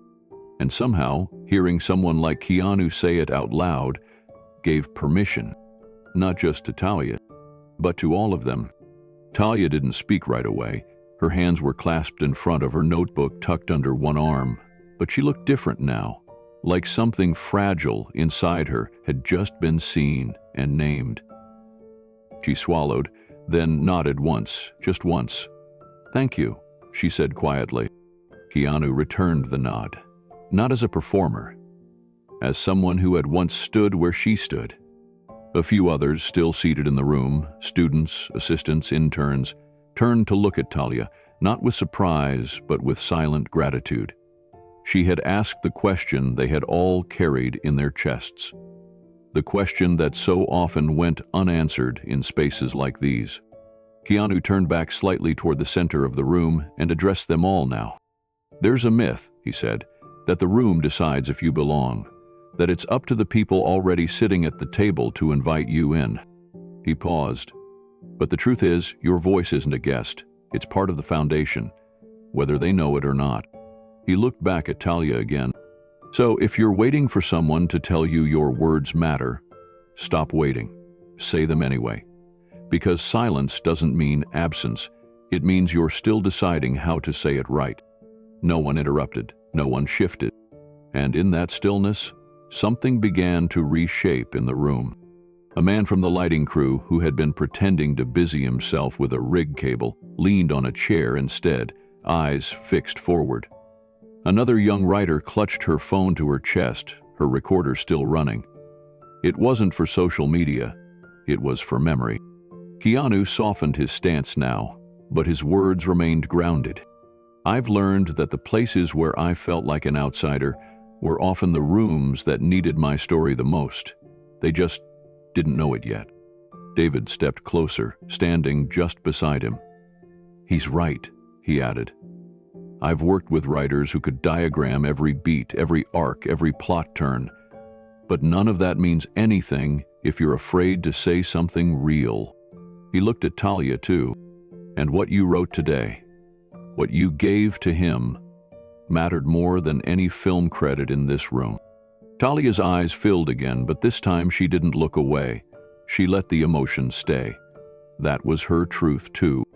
Sylvia, standing quietly behind them, gave a single clap, then lowered her hand again. Not as an ending, as acknowledgement. Keanu nodded once more and stepped back. That was it. The question had been asked. The answer had been given. And in that exchange, bare, honest, and unscripted, something bigger than a panel had taken place. Talia sat down again, hand pressed over her notebook, not to protect it, but to feel it. Her voice belonged, not because he said so, but because she had dared to ask. And the room, for once, had truly listened. The ballroom had finally emptied for good. Outside, the sun had dipped just below the horizon, casting warm gold through the tall windows of the backstage hallway. Somewhere in the distance, the low hum of cleanup crews could be heard. Folding chairs clacked together. Someone wheeled a cart of glassware toward the kitchen. But just off stage, in a quiet alcove behind a black curtain, Keanu Reeves sat on a bench with his hands folded. His jacket rested beside him. He wasn't checking his phone. He wasn't reviewing notes. He was simply breathing. Talia approached hesitantly, unsure if the moment was too private to enter. But Keanu looked up and smiled gently, motioning for her to join him. She sat down, leaving a respectful distance between them. For a moment, neither of them spoke. Talia glanced at him, then said softly, "I never meant for that note to be read out loud." Keanu nodded. "But I'm glad it was." She looked down at her notebook, now dog-eared and worn. "I've written for a long time," she said, "but I never felt like it counted, not until today." Keanu was quiet for a few seconds. Then he said, "I started writing because I didn't know how to talk." Talia turned to him. He continued, eyes not fixed on anything in particular. "When I was a teenager, my mom passed away. It wasn't sudden. It was long, slow. I watched it happen in real time, but I didn't know how to speak about it. I couldn't find the words." Talia's expression shifted. The tone of his voice wasn't heavy with grief. It was shaped by it. "I'd sit at the kitchen table and pretend to do homework," he said. "But really, I was writing down scenes, little scraps, conversations that never happened, moments that should have. And one day, I wrote about a boy who never said goodbye to his mother because he was afraid she'd die faster if he did." He glanced down, his hands gently pressing together. The little boy cried in the scene, sobbed, actually, collapsed in a stairwell when no one was looking. I never did, not in real life. But when I wrote it, something released. Talia listened, her entire body still. That's when I realized I wasn't writing for anyone else. I wasn't trying to be clever. I was trying to survive. He looked at her now. "That's why when you handed me that note today, it landed, because I recognized the feeling. You weren't writing for attention. You were writing because something in you needed to..." She nodded slowly, her eyes stinging again. "I thought writing was supposed to be about skill," she said. "Structure, theme, precision. But you made it feel like it's about something else." "It is," Keanu said softly. "Writing's not always taught. Sometimes it's inherited. Sometimes it's instinct. And sometimes it's the only language we have when our real voice goes quiet." Talia held on to those words like she didn't want them to fade, because for the first time in her life, they made everything she had ever written feel valid. They sat in the stillness for a moment longer, the sounds of the outside world muffled by velvet curtains, and the hush of a day well lived. Talia looked over at him, then asked gently, "Did anyone ever see that first scene you wrote? The one about the boy in the stairwell?" Keanu smiled faintly. "No. It never made it into anything. I don't even know if I kept the page." "Do you regret that?" He shook his head. "Not at all. That scene didn't need to be shared. It just needed to be written. Some stories are like that. They're meant to heal the person writing them, not impress anyone else." Talia nodded. "I think I have a dozen of those." "Then you're probably doing something right," Keanu said. He leaned back against the wall behind the bench and let his eyes rest upward, thoughtful. "You know what's funny?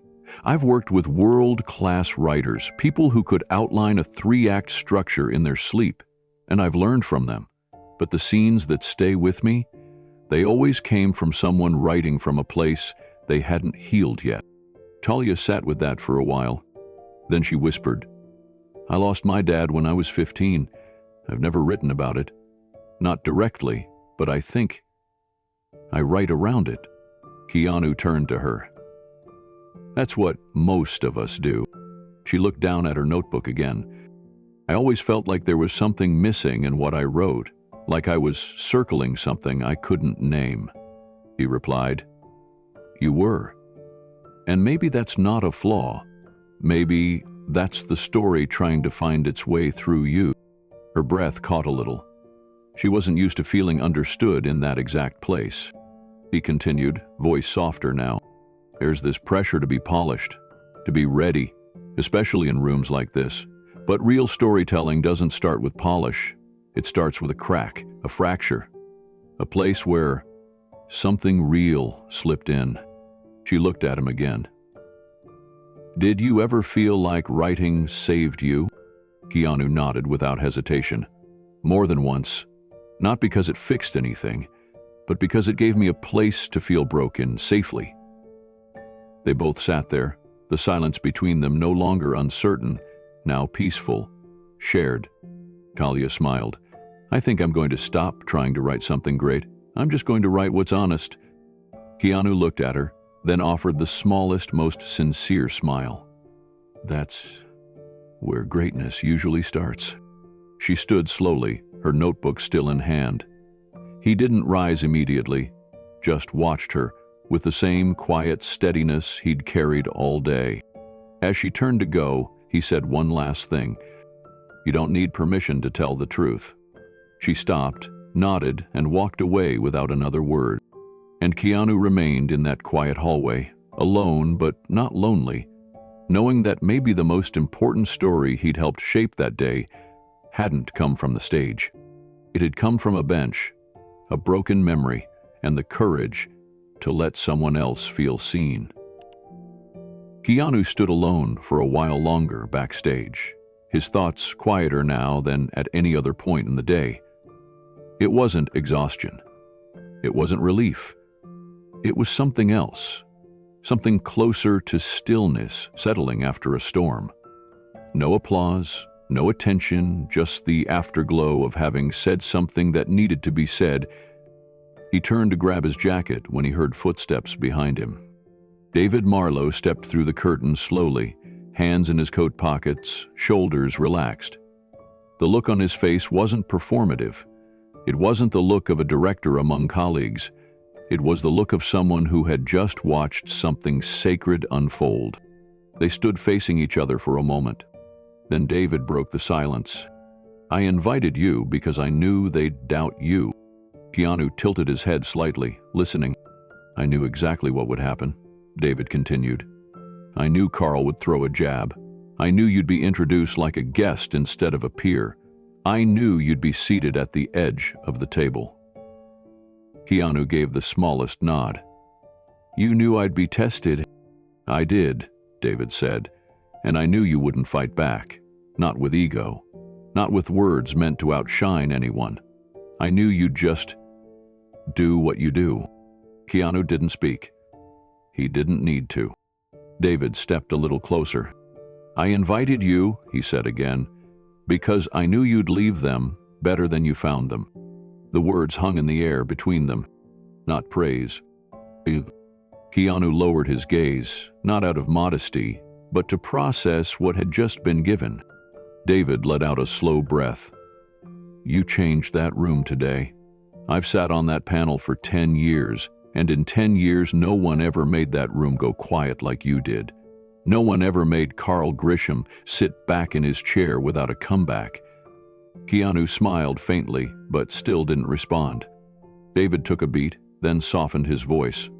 "You remember that time in 2007? We were shooting in Vancouver. You rewrote a single line for the actor playing your brother. Just one line. The whole crew was frustrated because we were behind, and you walked over to the actor and said, 'Say it like it's the last sentence of a letter you never sent.'" Keanu looked up, slowly remembering. "That was the moment the entire scene changed," David said. "The moment the character became real. You weren't trying to be the writer. You were trying to get to the truth. You always have been." Keanu smiled again, this time a little longer. And still, he didn't say anything. Instead, he pulled out the leather notebook from inside his jacket. The same one he'd held earlier. The same one he'd carried in silence for years. He flipped to a blank page. He took out a pen, and without speaking, he began to write. David didn't look over his shoulder. He didn't ask. He just stood beside him and let the silence stretch, the way a good director knows when to let the actor take the stage. Keanu wrote slowly, with deliberate strokes. It wasn't long, just a few lines, but the care in his handwriting said more than the words ever would. When he finished, he didn't read it aloud. He didn't announce what it was. He simply closed the notebook, slid the elastic band back over the cover, and held it in his hands for a moment. David didn't ask what he had written. He already knew. Keanu looked at him now, the weight of the day still gently wrapped around his shoulders, but without the tension it had carried earlier. What remained now wasn't heaviness. It was presence. "Thank you," Keanu said, his voice soft but clear. David shook his head. "No, thank you." They stood there for another minute, side by side in the kind of silence that only comes after something honest has been exchanged. Something that didn't need to be explained, or processed, or replayed. It just was. David glanced toward the hallway that led to the rear exit. "There's a car waiting outside," he said. "I told them to wait a little longer." Keanu nodded once. "Good call." They walked together toward the back door. The corridor was mostly dark now, just a few emergency lights casting soft glows on the floor. As they reached the door, David stopped and turned. "I meant it," he said. "Everything I said." You reminded them what story is, not in theory, in truth. Keanu gave him a small, genuine smile. It wasn't just for them. "I know," David said. They stood at the exit, the cool air leaking in through the frame. "You know," David added, "there was a version of today where I regretted inviting you." Keanu looked over, amused but quiet. "Not because of you," David continued, "but because I thought maybe I was setting you up to walk into something designed to exclude you." Keanu said nothing. "But now," David said, "now I think I invited you because you were the only one who could shift it." Keanu glanced out at the night sky. "I didn't come to shift it," he said softly. "I came because I'd been the quiet one at the edge of the table, and maybe I just wanted someone else in the room to know they weren't alone." David blinked. There was nothing left to add. Keanu gave him a nod, then stepped out into the night air. The wind was cool but gentle. The streets were quiet. The waiting car sat nearby, headlights low. David watched him for a moment longer, then turned and walked back inside. Keanu paused before getting into the car. He looked down at the notebook again. He opened it one last time that evening, read what he had written backstage, and smiled. Then he turned to a fresh page, wrote a single line. He closed the notebook and slid into the back seat, his thoughts not on the panel or the applause or even Carl. His thoughts were on the page still waiting to be filled, because the story, his story, wasn't done yet. 3 weeks passed. The buzz from the Writers' Summit had begun to fade from public headlines, but not from the people who had been there.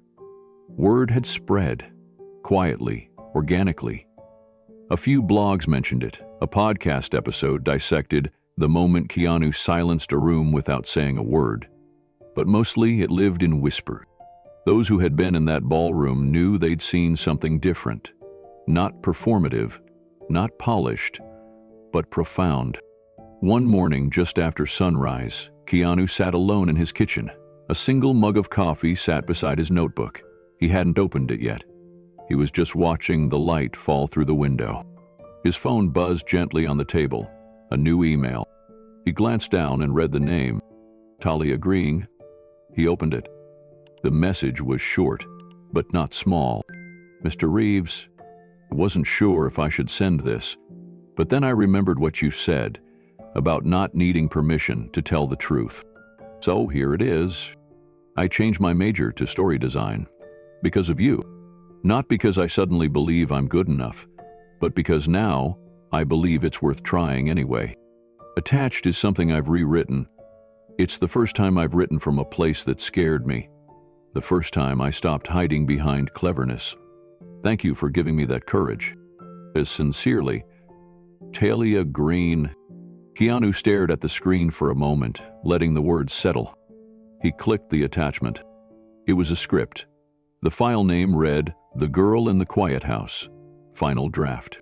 He began reading. The first page held no exposition, no flashy formatting, just a monologue. A girl sits on a porch swing. She's barefoot. Her dress is wrinkled. She's holding a letter she never sent. The scene plays in silence for a full minute before she speaks. You don't need to come back. I'm not writing this because I want you to. I'm writing it because if I don't put it somewhere, it'll never stop echoing in my chest. Keanu kept reading, slowly, line by line, scene by scene. It was raw, unpolished in places, but it had soul. Girl's soul. At the end of the script, Talia had written one final line in italics. This story is based on the things I never said to my father. Thank you for helping me find the voice to say them. Keanu leaned back in his chair. The morning light had shifted across the counter now, casting gold over the corner of the notebook that lay unopened beside him. He smiled. It wasn't wide, it wasn't cinematic. It was quiet. He returned to the email. Below her signature, she had attached one more item. A PDF titled, Press Release _ Writers Summit PDF. He opened it. The headline read, Actor Shocks Writers Panel with Incredible Storytelling Masterclass. And underneath, a sub-headline in smaller font. Veteran panelist Carl Grisham announces departure from annual summit following powerful scene, rewrite by Keanu Reeves. Keanu read the press release again, slowly this time. There was no bitterness in it, no scandal, just a quiet acknowledgement of what had happened. Carl Grisham's statement was brief. After years of leading panels and mentoring writers, I believe it's time for fresh voices and fresh questions. The moment I witnessed at this year's summit reminded me that sometimes stepping aside is the most important contribution you can make to the conversation. Keanu exhaled, then gently closed his laptop. He looked out the window once more, the light now stretching across the floor in long, clean lines. There had been no grand speech, no final verdict, just a moment of truth. And that truth had done something no argument ever could. He reached for his notebook, flipped it open, turned to a page in the middle and began writing. Not a full scene, just a few lines, a new character, a new voice. A girl on a porch swing, a letter that never got sent, and the echo that stayed behind. He paused, then added a note at the bottom of the page. He found the courage not through the story, but through the silence that led to it. He closed the notebook, stood, and walked across the room to pour another cup of coffee. In a studio across town, David Marlowe sat at his desk, reading a printed copy of the same summit press release. He'd been CC'd by the organizers, who now wanted his input on next year's programming. He smiled as he read Carl's exit note. Not smugly, just knowingly. He turned to his calendar and circled the following spring with a red pen. Writers Summit 2025. In the margin, he wrote 2 names. Keynote, Keanu Reeves. Student speaker, Talia Green. At the university where Talia studied, a professor entered her creative writing class with a fresh stack of papers. But Talia already had her submission ready. She handed in her new script and sat back in her chair, heart calm. Not because she knew it was perfect, but because it was hers, all of it. The silence, the pain, the words she once hid behind. She had stripped it all down. She had told the truth. That afternoon, in the library, she wrote an email to a friend. I used to think storytelling was about brilliance. Now I think it's about honesty.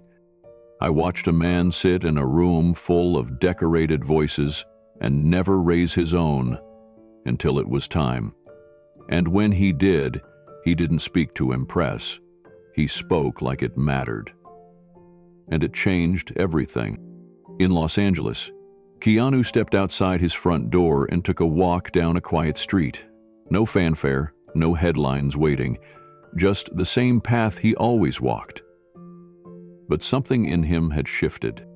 He wasn't trying to be accepted anymore. He wasn't trying to be understood. He was just speaking when it mattered. And to someone like Talia, that was more than enough. He had entered the summit as an outsider, but somehow, quietly, he had become a North Star. Late that night, Keanu sat alone on his balcony, a soft breeze brushing past the pages of his open journal.